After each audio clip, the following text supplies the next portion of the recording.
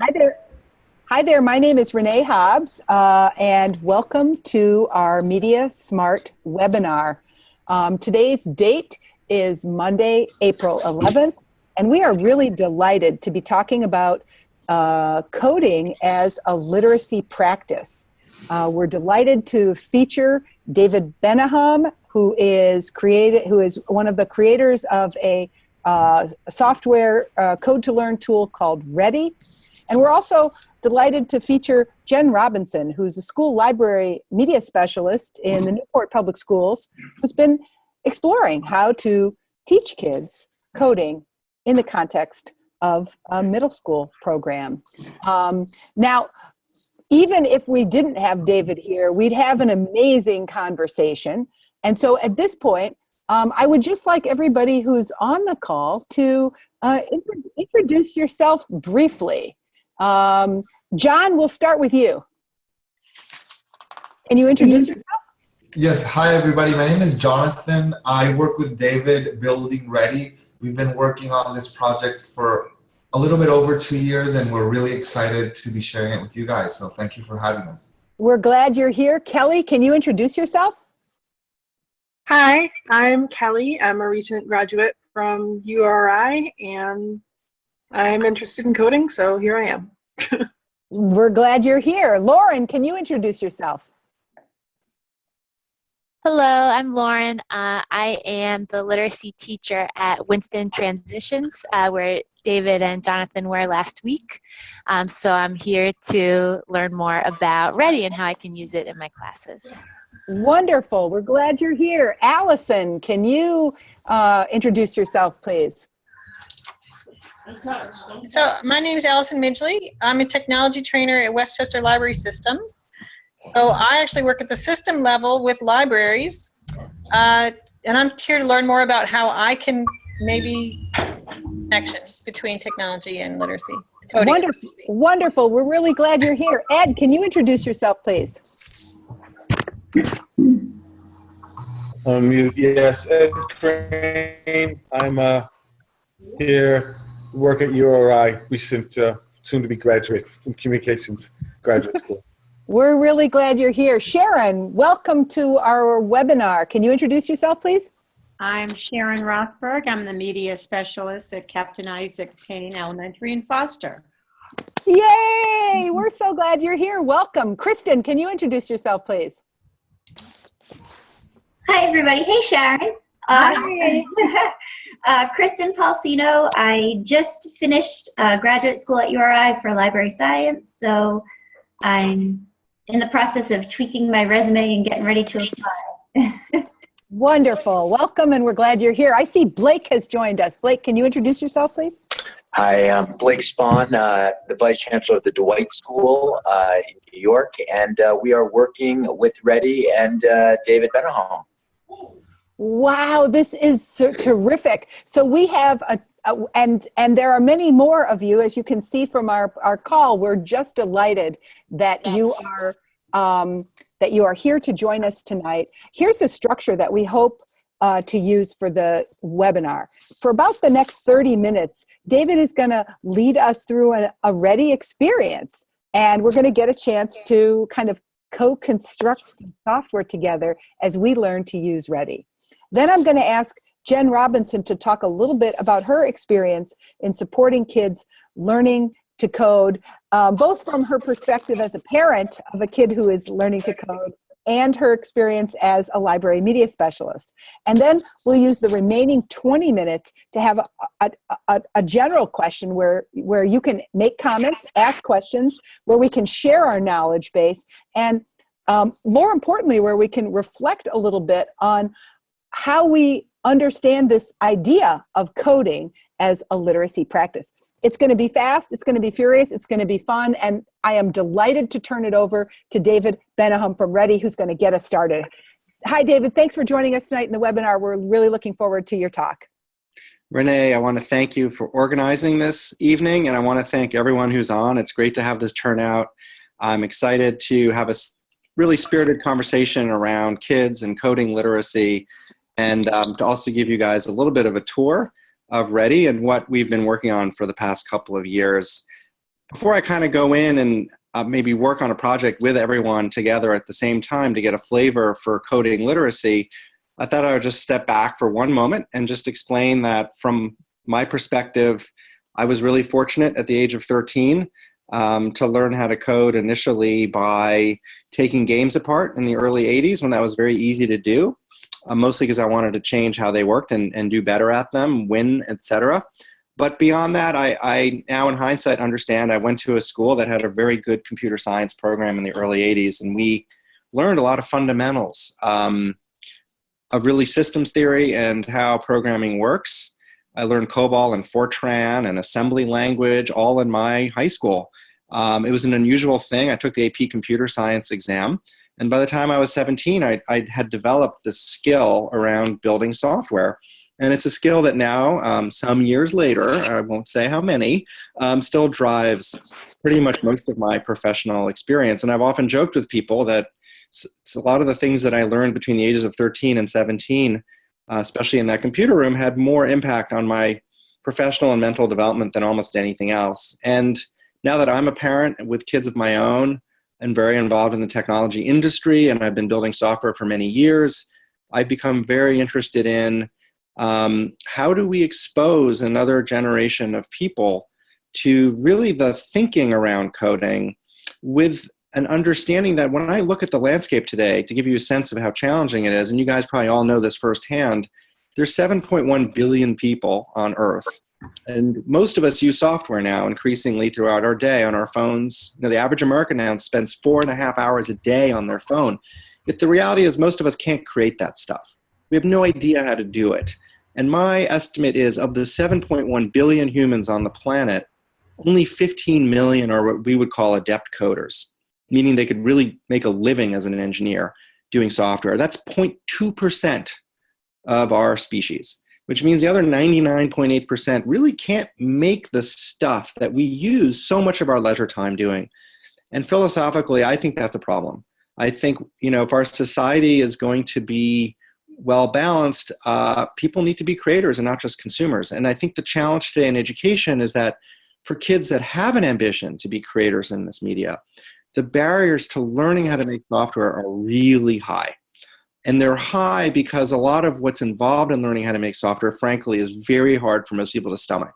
It's a lot of syntax. It's a lot of very constrained memorization around how you write a computer instruction in a code language. And so rather than having the experience of learning by putting stuff on screen and seeing how things work, you spend a lot of time just trying to get the syntax right just to get over the side of the pool, to even go for the swim and like do something fun. We lose most of the kids along the way. So when we look at that fundamental challenge, which is then compounded, I think, by the reality is teachers are now in a position where they are being asked to give kids these 21st century skills, but they're not necessarily aligned with all this coding memorization either, because it's not necessarily what they've studied, and nor is it clear that that's really going to engage kids in a sustained way. So when we went and looked at Building Ready, it began initially with just a vision for giving kids an experience of building software that they could self-serve and start doing.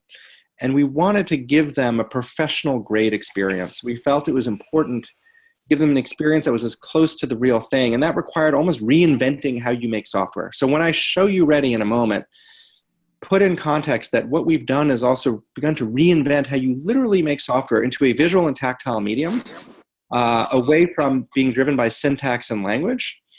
And we believe that is a fundamental challenge for software development in general, beyond education. If we're going to broaden what software is and how it works, we've got to broaden how you make it. It's too limiting to use an innovation that came from 1956 when we invented our first computer language, COBOL, basically, putting words on a screen. In 2016, some 50 years later, or whatever it is, 60 years later, we're not really doing it that much differently. So with that all in mind, I'm going to start sharing my screen. And I hopefully will do this correctly. And I'm going to share the Ready screen with you. And so hopefully now on your screen, you're seeing an app called Ready. And this is an app you can download for PC, for Mac. It runs on iPad. It's actually built on a platform called Unity 3D, which is a professional game engine. So it's really giving kids an experience of building with an underlying game engine that's the real deal. It powers over half of the mobile games in the world are built on Unity. So this is running on Unity. And what I brought you into is a scene here that feels familiar. It's basically the community environment, which is what it says up here. These are things, projects essentially made by other people. And one of the big incentives in learning these skills is to remix or change what people have made. So I can potentially open any one of these things and I can play them. I can remix them, which means clone and fork them into their recipe and learn how it was made. I can like it and I can share it. In this case, I'm just going to go ahead and play it. And it's pulled off of the internet in real time, so it can really run on any platform. And when I hit play, what you'll see here is a really basic experience. But when you start to think that this was made without a computer language as we understand it, and you start to look at the physics and the actual animation here, you begin to realize, this could be the App Store. You could potentially submit this to the Apple or Google App Stores, and you'd probably get this game in. It's a perfectly plausible game. Obviously, the challenge here is to stack as many as you can, and you can just see it sped up. And if I don't get it right, like I'll not get it right, I can try again. Now, what's interesting here is at any moment, I can both continue to play what become opportunities to showcase other people's work, like kids who may have made these things, and continue to just dive into these games. And that's very highly incentivizing. I mean, this here is another example of a game that, frankly, could be submitted to the App Store if I didn't lose so quickly.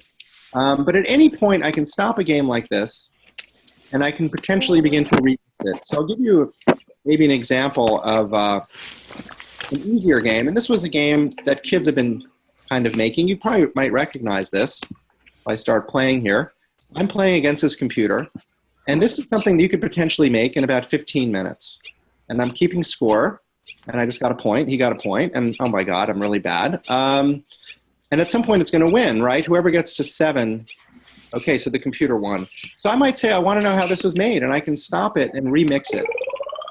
And now we're in the same kind of environment. You can just play it again. You've noticed all these other controls appeared. And that's because we're now in an editor. And I can even zoom out. And I can now potentially play this scene, right? Zoomed out and begin to kind of see how the game was made. I can potentially begin to select these objects and begin to inspect.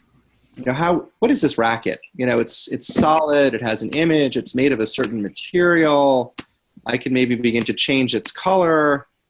I can potentially inspect this thing called physics. If I turn physics on, for instance, what does that even mean?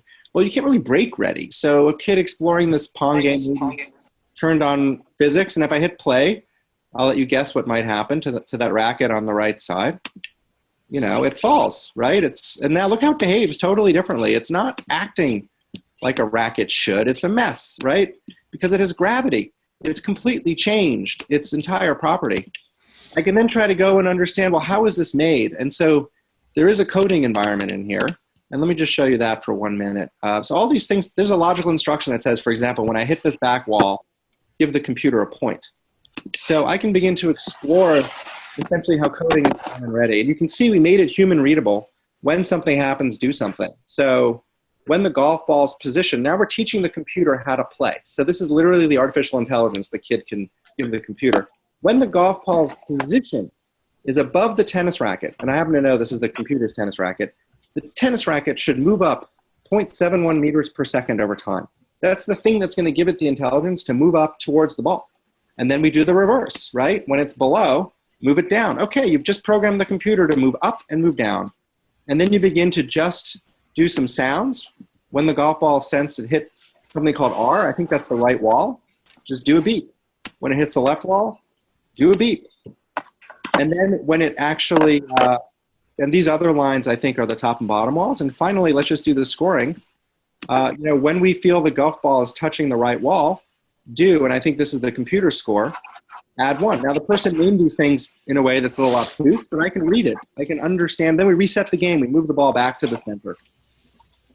So this is the experience of learning by doing that's just involved in taking apart someone's software. In theory, I could save this, and it's a remix at this point. And if I go home, which you haven't seen yet, I'm going to leave the community now, right? This is an infinite landscape of stuff, right? We can just keep discovering more and more awesome things made by kids and people all around the world. But at some point, I can leave this and go to my workshop. And in my workshop, these are things I'm working on that are private to me.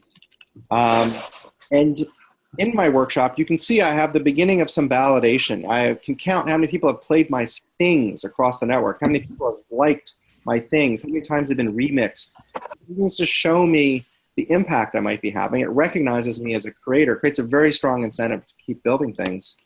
And so for a moment now, let's have some fun and just go together. And I went into the magical empty canvas, and we can basically build a scene together as a group. Everything in software creation kind of begins with adding an object to the screen. And we've begun with sort of a vast library of things that you can click through and pick. So, you know, I might go ahead and just start with a character, for instance. So I don't know if anyone here has a character they like, but I'll just take this guy here for a moment, put him in. So now we have a person on the screen, and of course he can't do anything. That person is just sort of sitting there. And I might add another person to the screen. Let's just do that for a minute. And I'll add perhaps this person. And now we have two people on the screen. And we might say, well, let's hit play. And nothing should happen, right? We've given no instructions to these things. They have no ability to do anything. We now begin to enter the world of coding. We might say, well, you know, I want this guy to maybe chase this guy. Why not? So I'll say, how would I do that? This thing needs to learn to chase. And we call this notion over here, there's this inspector, we call it behaviors. And in object-oriented programming, which is what you're experiencing now, these are objects, we're oriented to objects, we're going to add a behavior to this guy over here. And that behavior will teach him to move towards things. And these behaviors become programmatic elements, like the DNA of things, that we can just keep expanding over time. You can sort of read these things and get a sense of what they are. And as I go through these, I know there's one called move towards, which is right here. I can pick it up and move it over. And now this little guy will have this ability to move by a certain speed. He doesn't know where to move. So if I click on this, there's only one thing he can move towards, right? This other thing called green ghost. I just do that. So now when I hit play, the expected behavior should be that he moves at that speed, right? Now the ghost can't do anything about it, right? He's dumb because it means nothing to hit that ghost. I could say, well, I want to control that ghost and be away, the green character. So how would I control it? I could control it with my mouse by dragging him. I could control it with a thing called a control pad. That's what I'm going to do, which basically gives it a joystick behavior. So for now, it goes in all directions, change angle, left or right side. I'll say right side. And this will run on an iPad. It'll run on a PC, on a Mac, kind of wherever you go. And now if I hit play, there's a little joystick now. And you can see I'm controlling the green guy. And now we've got the other guy chasing me. So we're starting to enter programmatically. We haven't actually done any coding technically, but we have built a moment, right? I can actually push them too. These physics are all very well calculated. So let's just do a tiny bit of coding to get a flavor of how that might work. We might say that it's not a good thing for the green ghost to be hit by the guy. So for the simple thing, maybe we'll just shrink the green ghost when he's hit. So again, in an English language way, we reduce coding to when something happens, do something. It's a very powerful way of just thinking about logical theory. So we can say amongst ourselves now, before even doing anything, when the red guy hits the green guy, the green guy should get smaller. So let's just make that sentence happen. You know, when what? The system is pretty smart. You can't make syntactical errors in Ready, right? We were going back to the beginning of the chat. It's not about making errors of punctuation. You make a logic error, but this is a correct thing. Pick what you want to talk about. There's two permanent things, the camera and the system, which are interesting. But right now we're saying when this guy, the tomato, maybe senses, right? What are the things about him we want to inspect? What's changing about him? I happen to know it's going to be sensing, like sensing that he's being touched by me, that would be touchdown. That I'm holding him with my mouse, maybe that I'm no longer holding him. Maybe he's moved off the screen, we can no longer see him. Or maybe he's really resting against an object or colliding with an object. They're different, resting and collision. I'm going to say collided, and there's only one object, right? The ghost. So that's a correct sentence. When the fatal tomato is sensing he collided with the object, the green ghost do, and we said we want to make the green ghost small. So the green ghost shall be made smaller. And we think, well, how could that be done? You know, what's a noun or a verb that relates to size? Oh, I just said it, size, and there it is, size. And what do we want to do? Do we want to grow him over time, which is a different idea that's going to flow rather than just immediately grow, or shrink over time, or shrink. So I'll just have him shrink. And by what amount? This is a percentage, actually. I'll do 50%. And so now we've programmed. Congratulations. You know, we've all written a line of code here. We say that when this happens, shrink the guy. So let's test it out. I'll hit play. And yes. And okay, that was pretty fast, right? 50% twice, and your guy is gone. So then you can begin to learn by doing. You might say, well, that's way too fast. You know, I want to reduce that so it's just 10%. And by the way, I want to have a sound. So let's do a conjunction. When this happens, shrink him, but also have the ghost play a sound. And there's a thing called sound. So we'll play a sound. And from there, we might pick a sound, like the hit sound, whatever that is. We'll find out in a minute. I assume the volume is dependent on your machines. But now, right? Every time it made a little sound. So we're beginning to get a sense of, you know, how you might make a scene. We could then, and this is, you know, kids really like to express, everybody likes to express themselves. So you can very quickly, you know, begin to move through. And now suddenly your scene is starting to very quickly flow, you know? And I say, well, this guy needs an effect. And I'm going to move a little quicker now. You guys can get a feeling for this. I might say, well, let's give this guy a little trail. And maybe he'll have a trail like that. And it'll be kind of long. And what happens now? And sure enough, you know, he now has a trail. So you're beginning to now explore giving these things greater properties. And you can begin to even say to the behavior here, maybe we should change the angle he's moving. So the green guy now will point. Oh, okay. It's starting to feel very quickly. It's feeling like something. So I'll sort of pause at this moment because I think, you know, what this begins to show is the temptation would be maybe we start keeping score. Maybe there should be a story. And so I want to bring in story for a minute because for many of us, telling stories becomes important. So perhaps instead of this being this tomato, I might say, you know, there's an election happening. Maybe he's a candidate running for office. Maybe he'll be a candidate we've heard of. So I'm going to make him into this candidate. So now he's that candidate. And that candidate has to find a persuadable, or maybe not so persuadable voter. And so I'm going to find perhaps a voter here. There we go. This looks like a reasonably persuadable or maybe not so easy to persuade voter. And suddenly my scene has now taken on a totally different meaning. Will he, oh, I guess he didn't really persuade that voter so well. We've just moved into narrative, right? This is beginning to tell a story, a very basic story. I can then say, well, I feel like I've landed somewhere. How much time did we spend building here? You know, all of 10 minutes, possibly? That doesn't count playing the games. Give it a little name. And I can save that. And now when I go back to my area here, you can see that I've created a playable scene that in theory could now be published, shared. And so from the context of education, these scenes can all be theoretically published by the teacher. Okay. I think someone's not on mute and on the phone. Let me transfer you to the circulation desk so they can help you, okay? Whoever that is. Whoever's on the phone, please mute. Thank you.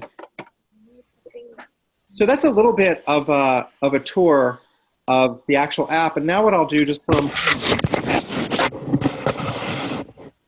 I'm just going to switch screens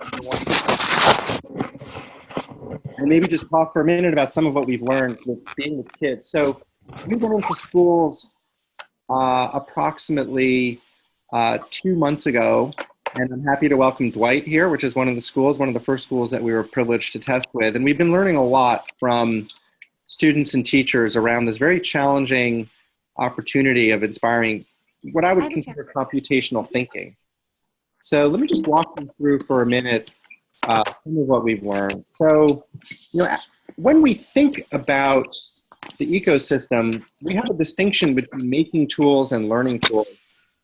What we saw is that Ready is a making tool. It's distinct from a learning tool. Learning tools, in a sense, are academic, right? And that's a distinction that what you make with them is never really the real thing. You'd rather learn in a real kitchen, not a fake kitchen, right? You want to taste the food, you want to burn the food to really learn how to cook. In the same way, kids would rather build real software and not make fake software. Sorry, I want to interrupt you. You might be holding or covering the audio on the computer because it degraded a little bit. Sorry, guys. I don't know if someone else is not on mute, but if everybody could be on mute, listening easier. That's it. Thanks. Thank you, John. So as I was saying, there's a distinction between making tools and learning tools. And a lot of what we see in the environment of inspiring computational thinking are learning tools. And the frustration of learning tools is that the thing you get to in them is kind of academic for the student. And that doesn't create a lot of incentive to finish. In the same way that working in a fake kitchen is not going to give you really the experience of cooking. In a sense, a kid who wants to learn how to cook would so much rather be in a real kitchen with a real fire. We know it's a little dangerous. That's why we may not feel totally comfortable doing it. But Ready isn't dangerous. You can't set the house on fire, per se. Nonetheless, the idea is there. And so we put this on Unity 3D, that professional game engine, because we know that at the end of the day, a tool that is letting you really make something is going to create a strong incentive to finish. When we think about what we're really doing here, we're giving instructions. And you can almost say that the world of digital media is really shrouded in mystery. It's hard to know how to do that in digital media, but the reality is humans have been doing this since the beginning of time, as illustrated here. We give instructions to the world around us, and we can ask, why does that rock fall? How does that rock fall? What are the instructions for that rock to fall if I pull that stick? And that's the instruction, right? When the stick is moved, the rock falls. But the thing that controls that is a program called physics, we could say. And the universe runs this physics program, and thanks to that, it understands our instructions. It's, the removal of that piece of wood is going to allow the mass of the rock to be pulled, towards the earth. So computers have a similar way of operating. They do operate along universal rules, but with computers, excluding people has gone too far. We have to actually reverse this.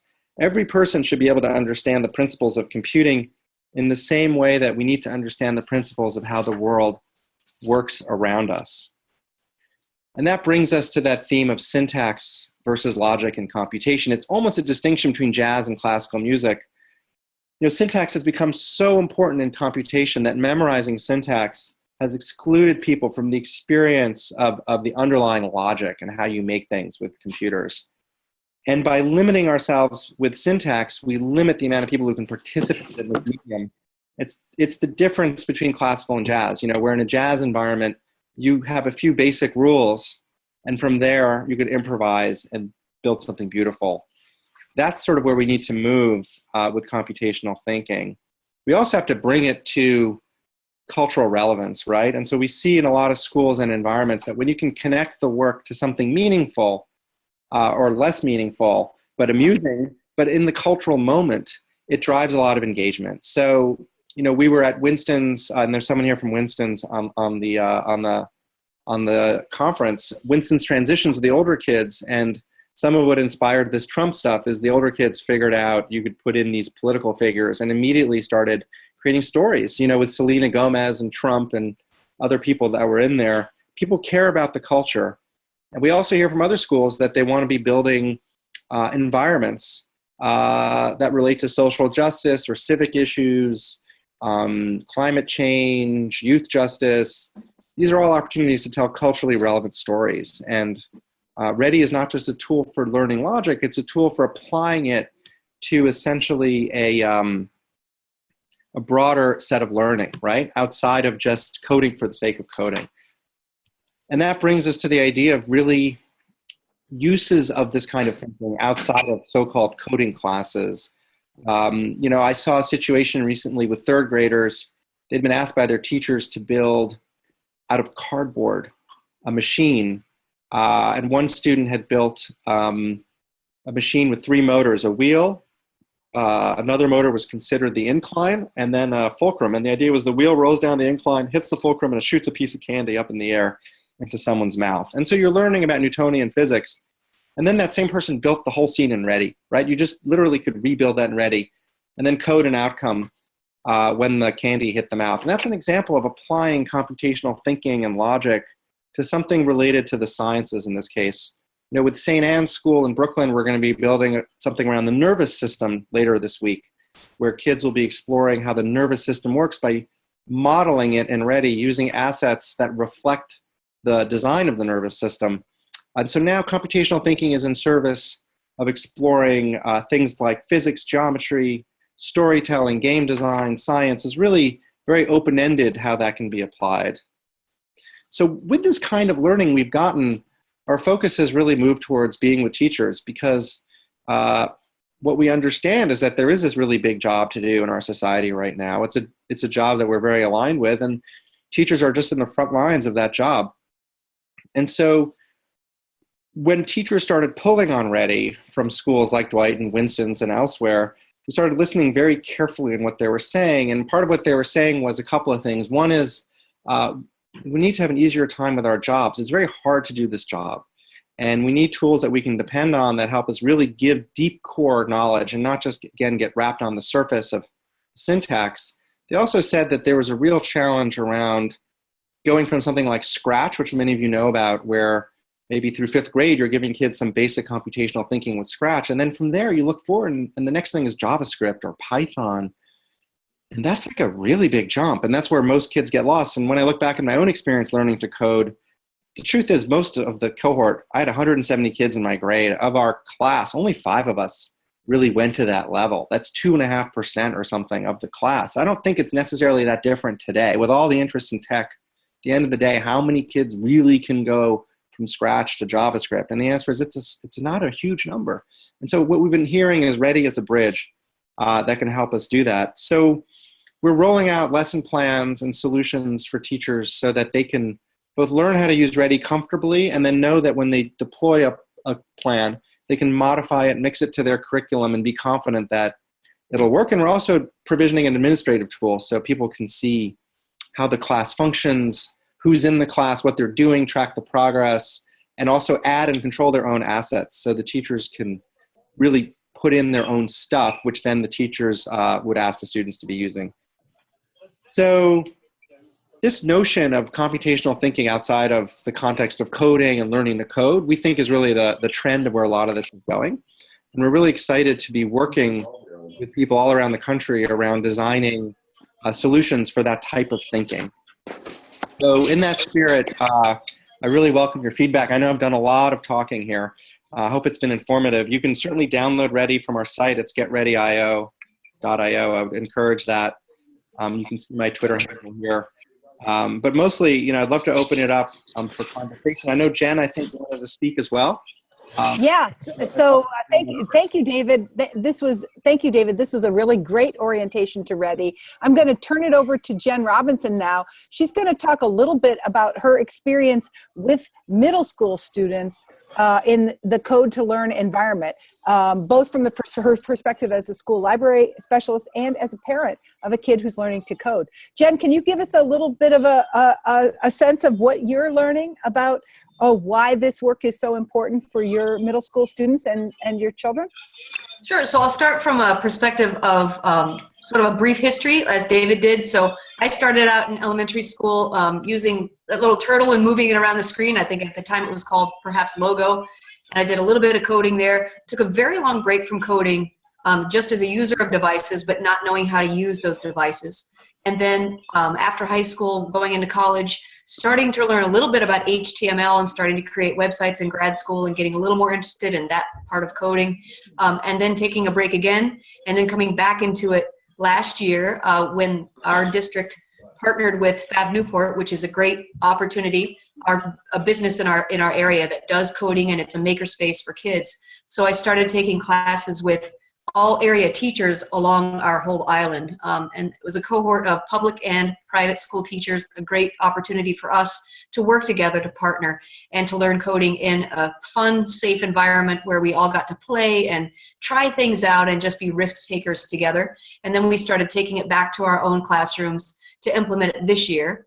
And some of us have gone back to the cohort 2 that's begun this year to train or present or just give basic ideas of what's working and what's not. So I'm still in the beginning phases of coding. We've been using Scratch for these purposes. And then other than that, we've done Hour of Code with our students as well. So my screen looks frozen right now. I don't know how yours looks, but if you can see me or hear me, could you give me a thumbs up? Yep, we can hear you. Okay, great. I'll just assume that you're all still great because you're frozen in time for me. So I'll just continue. But at any rate, so I'd like to just give that perspective of coding with kids. So when we started coding as a group of teachers, the thing that was sort of a barrier to some of us is that we just had no idea what Scratch was, where to take it, what to do with it. And the best part about working with a big group of risk takers is that we had people of all different ability levels, different content areas, different grade levels, and that's a great way to learn together, to collaborate, and to try things together in that environment. So we started to learn just the basics by using CS first and going through the Scratch ourselves, and then trying to take it back to our students later on. And as we implemented, we went back and started to go through that on a periodic basis with our group, and we report back about what's working, what's not. What we found is that toward the end of the school year, we had a number of opportunities in different schools that were working really well, and many barriers that kept us from implementing fully. And some of the things that worked really well were that we had this cohort of risk takers in each school, and we had sort of a contingency of people that just wanted to go forward and move on and bring kids in. So what we decided to do is to try to talk to them at the staff meeting. We said, this is what we've been doing. We've been doing coding with kids. It's been really exciting and really fun, and this is what we'd like to try in your classroom. Here are some projects and some ideas and things that we have made. If this ties into something you're doing, please let us know. We didn't get any takers on that one because we weren't specific enough. So when we talk about doing things that are more specific, then I started to partner with a 5th grade teacher, and that teacher was in the coding the PD with me, but she's a person that loves to learn, but she's not naturally a technology person, but she's a risk taker in ideas. So she said, Jen, I really want to do this. I want to implement what I've done before I forget it. So let's figure out how we can tie it into what we're doing. And then a reading specialist who was also part of the coding PD came and said, you know, Jen, here's what I'm thinking. If we all work together, we can get this little seed started in our school. So we did that. We started with that 5th grade teacher, the reading specialist, myself, and we said, let's take one unit, one lesson, one standard, and figure out how we can implement this. And we thought, you know, I think Scratch and coding in general ties really easily and really naturally into that idea of storytelling, as David was saying. So our students had read a nonfiction piece, and they had done a story sequence in their graphic organizer. And we said, this is perfect because you've got a sequence. And one of the things we can do very easily and transition simply into on Scratch is having a sequence. So we said, let's take that sequence that you've already created. You have the background knowledge. You know already the facts about this particular nonfiction topic. Let's take it and translate it into code. So I think that also ties into what David was saying about, you know, we're making this thing. It was this 3D cardboard model, and the kid figured out how to make everything move, and then he brought it into Ready and made the model. Well, that's what we did with this nonfiction sequence. We had the 5th graders take the knowledge that they had. They've got a graphic organizer with a great sequence already put together, and we said, let's translate that into code. So we started with coding, and it worked beautifully. It was so exciting. We had a big group of kids who all of them in this particular group were below grade level by 2 or 3 grade levels. And we had support in the room with 3 ideal adults who were working together.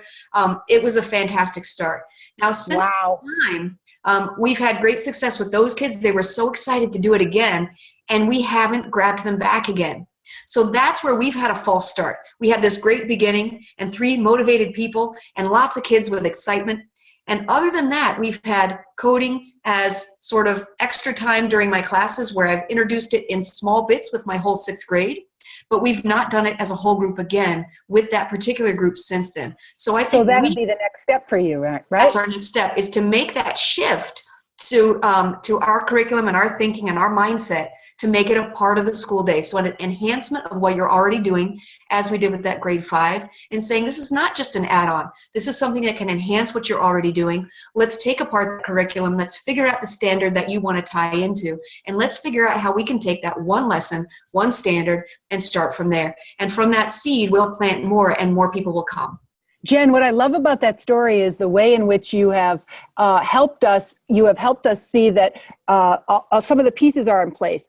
A collaborative effort, right? A relatively small, easy way in, and a connecting to something that you're already doing. And so it's sort of like that's a good way to talk about how we might begin with implementing coding as a literacy practice in the context of a middle school environment.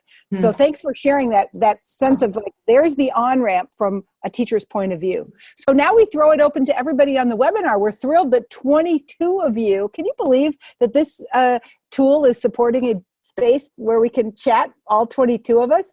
You might have comments, you might have questions, you might have experienced Ready yourself and want to share a story. The floor is open to you. We'll simply ask that you, introduce yourself before you make your comment or ask your question. Who wants to go first?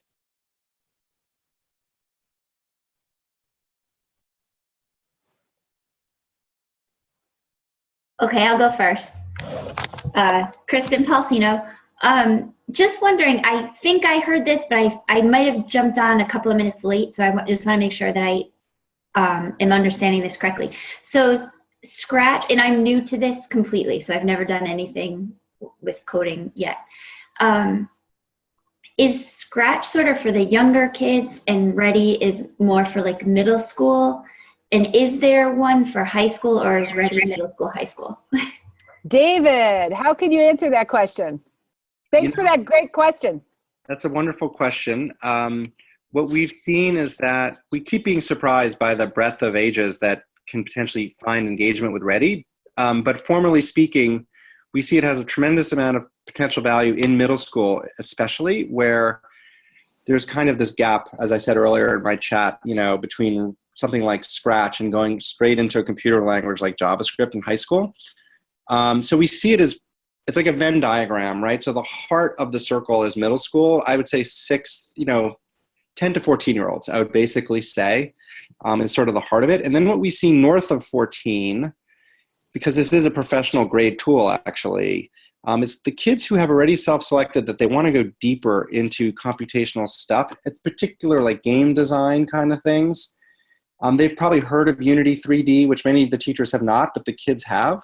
And those older kids get really excited at the notion of a long-term project with Ready that would lead to an outcome of an app they could put in the App Store, which is something we'll support in the back half of this year. So you can literally, take your project out of Ready under your own name and put it in the Google or Apple Store under your own name and be that kid that can say, I have an app on this. Do you want to go download it? And so that's probably going to skew 14 plus. So I would say, 10 and up is Ready. I would say younger than 10, it can happen. It's highly directed. It can be really fun, but it needs to be very, very bite-sized. Thanks for that great answer and that great question for kicking us off. Who's got another comment, question? How do you understand this concept of coding as a literacy practice? Share your thoughts with us.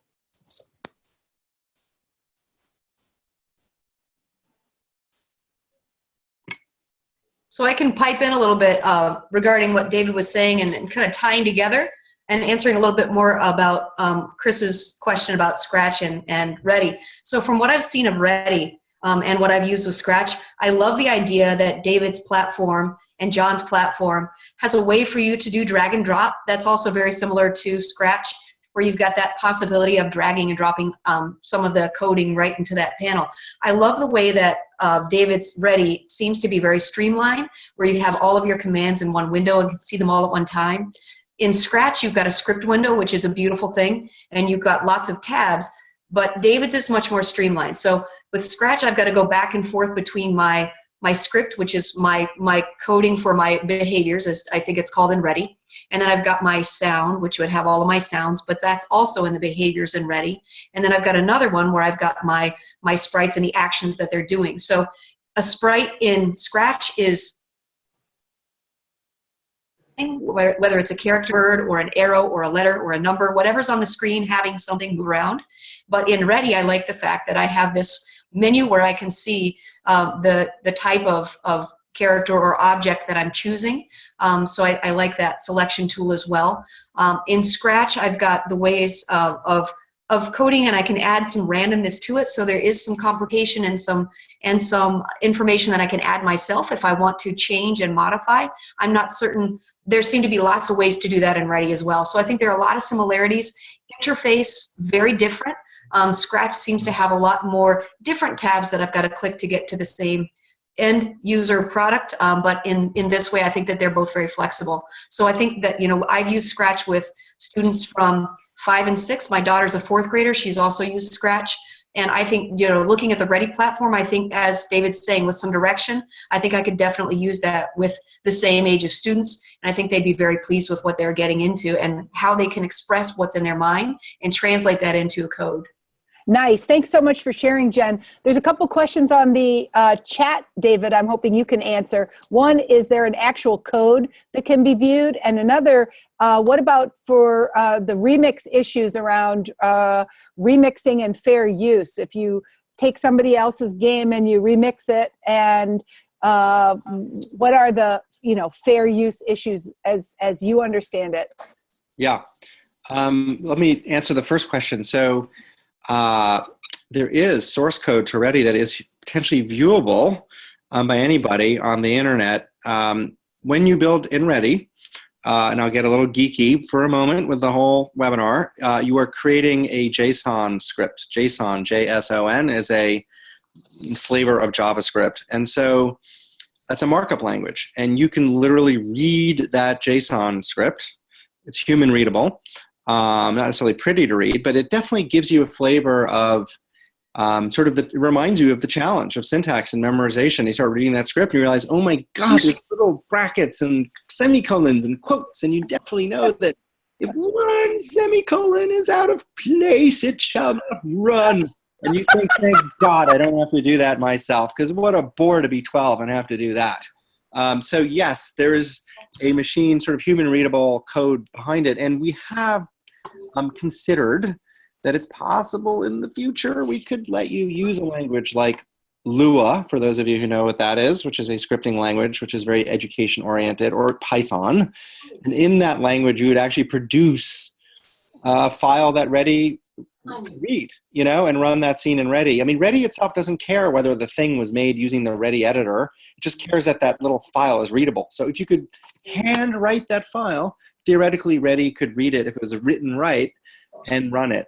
So we do know down the road we could start creating, for very advanced situations, the ability to literally see the code base next to the visual code and maybe make that leap more, I don't know, in a more structured way into. So David, can I ask you this question then? Because this is kind of a relevant question. You know, here in Rhode Island, we have, governor has a new initiative. It's called CS for RI, and it's based on this idea that every kid should learn to code. And basically, the kind of dynamic is, do we use a tool like Ready that offers us the logic of coding, or do we emphasize the learning of the syntax, right, and the language system? Can you give us an understanding about essentially whether that matters for the sort of job training future? Because a lot of the emphasis that we're hearing about is, well, there's only, you know, this is about getting jobs and career options. And so yeah. I wonder what reasons might we give to educators why a logic-oriented sort of blocks object-based tool like Ready might actually be a better way to learn coding than the syntax-driven Yeah. model? Well, I would say that coding at the end of the day is the logic. It's the logical construction is what you're doing with code. The end, right, the goal is to create a virtual simulation of something, whether it's a word processor, which is simulating a typewriter, whether it's Twitter, which is sort of simulating a telegraph machine at scale, you know. Software is always simulating something, and the logic of that simulation is the gorgeous, beautiful, creative human piece of what makes it so awesome. That's really important to understand that logic. That's the creative thing that matters, that makes it awesome. Going through the syntax is just a prerequisite to get to the logic. So if you can get to the logic in advance of the syntax, do two things happen. One, even if you don't go into coding, you're just better prepared around all the adjacencies of coding in our world. And there are many adjacencies to actually being a coder. You know, you work in companies where software is made or relate to software, but really knowing how software works, how databases work, means you can be better in business, better in any number of creative fields, right, that depend on that. And increasingly everything does. At the same time, will an appreciation of the logic and how it works and the fun of it lead more people to actually want to do some of the hard work of learning the syntax? Can we get a higher conversion rate? Good. So instead of 2% of students saying, I want to go into learning how to really code at that syntactic level, maybe it becomes 10%. That would be enormous. That's a 500% increase in the number of people who really want to do it. That's actually huge. So I think there's two pieces, right? One, can we increase the conversion rate of people who want to go deeper into coding from a language standpoint? And two, more broadly speaking, are people better equipped to go into their jobs and their lives after school, kind of just knowing how this stuff works properly, so that they have meaningful opinions in their environments, wherever they may be, about what to do and why. Two really great answers, and that so clarified it for me. I got to ask you a question that teachers have asked me. Teachers have asked me, Renee, how can I teach coding as a literacy practice when I myself am not a coder? And I want to know how you would react to a teacher who came to you with that, you know, honest and authentic response. Well, first I would say I love you for taking on this job. It's such an important job, and you're setting out to do something really hard. And we want to support you in that, because we don't think that should be an obstacle to being awesome at teaching this. Like, we don't think it should be an obstacle that you yourself don't know how to code. Because if that is the precondition for giving kids computational thinking, we're just not going to get there. And so we're here to support you with having it be absolutely okay with what your skill level currently is. And we want to make Ready the platform that supports you in that current condition, which is the perfectly good condition, by giving you both onboarding that helps you feel comfortable with the tool. You got a sense of what it looks like. And then really gettable lesson plans and attachments to your curriculum where you don't feel like you might lose control of the room and just suddenly it's not working. I don't know what I'm doing. The kids are losing their minds. Suddenly I've lost control of the whole room. And that's just a horrible feeling. And we're very, very committed. I mean, we actually think of this as the primary sort of job to do, is to support a teacher who doesn't have necessarily that computer science background, but has a deep commitment to education around computational thinking, coding, and media literacy. Like, that's where we want to be. Cool. So we say it's okay, and challenge us to give you the tool you need. Like, we're on board with that. So no request is too large for us. We want to hear it. Okay, so educators, this is your chance. You are in a digital space with two of the creators of Ready. Why don't you tell them what you want, what you need and what you want in order to build coding into your curriculum? In the next 3 years or so, what would help you be a leader in your community and your school in bringing coding to children and young people and teenagers? What do you need and want? What would be great to have? They're listening. Tell us what you'd like to see or what you need to make this a reality in your place.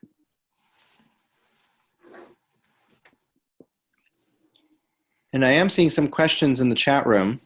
Okay, so let's respond to those. Maybe I'll start with Jesse. Hi, Jesse. You asked whether Ready would work just fine without a reliable internet connection, and if there aren't enough computers for everyone, what do you suggest? So the answer is, we actually built Ready originally for mobile first, which has very unreliable connections. So kind of the good news is it'll persevere in a condition where the internet drops. I mean, obviously you need the internet to install it, kind of run it the first time. But if you're in a very tough networked environment, Ready tends to kind of get through it. So I would say give it a shot. In terms of insufficiency of machines, I got to tell you, there's this notion of paired programming in our professional world of internet technology, and that's when two programmers sit at one terminal together and produce code. And it's an intentional practice. You can Google this notion of paired programming. It's really interesting. It tends to lead to better code, actually. And one is actually at the keyboard, potentially at that point coding, and the other is working with them. And they sometimes switch positions. We think emulating how the real world works in a classroom is really great. So I would say it's a wonderful opportunity. If there's one machine for two kids, right, seize it and structure the activity so that it's supportive and that the kids are solving problems together. That is actually how the real world works. That is doing more to prepare you for computational thinking than solitude will ever do. So Wow. that. That is fantastic. Now we only have 4 minutes remaining and we still haven't yet made the Doug Rushkoff connection. So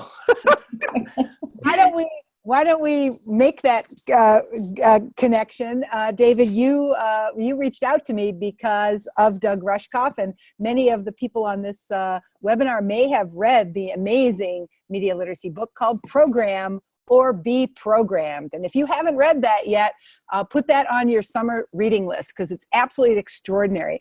Can you talk about the connection that you see between Doug Rushkoff's work and your own?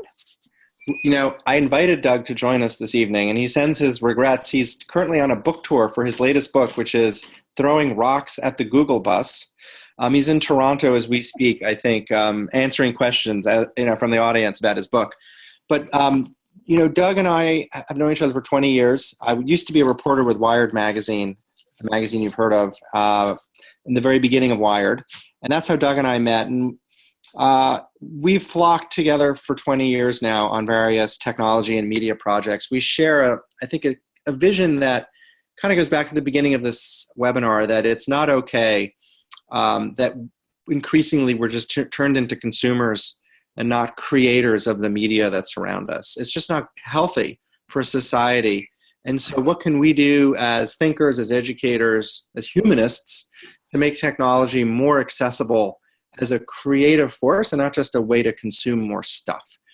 And, Ready is very much a product of a time that Doug and I spent over many years talking about this theory and trying to put into practice a tool that would reflect some of these, what are really fundamental moral human values around how technology should work. So Doug has been an advisor to us. He's a little bit of an inspiration and a close dear friend. And he was so kind to introduce me to Renee, I guess, 2 months ago.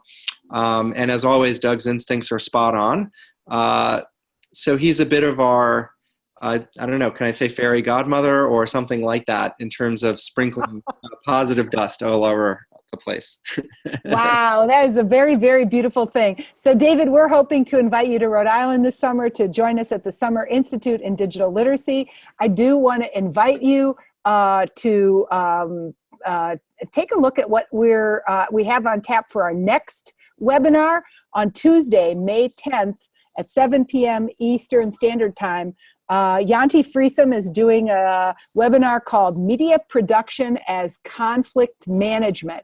So if you're interested in helping kids learn to create videos or media as part of your K-12 curriculum, you understand kids work in groups to create video, that webinar is for you. You're going to learn a lot about how to manage the natural conflict that happens when kids work together in the collaborative media production experiences. Anyway, thank you so much, David, for joining us. Thank you, Jen Robinson, for sharing your insight on the middle school coding experience. And thank you to all of you who joined us. We will have our usual goodbye wave.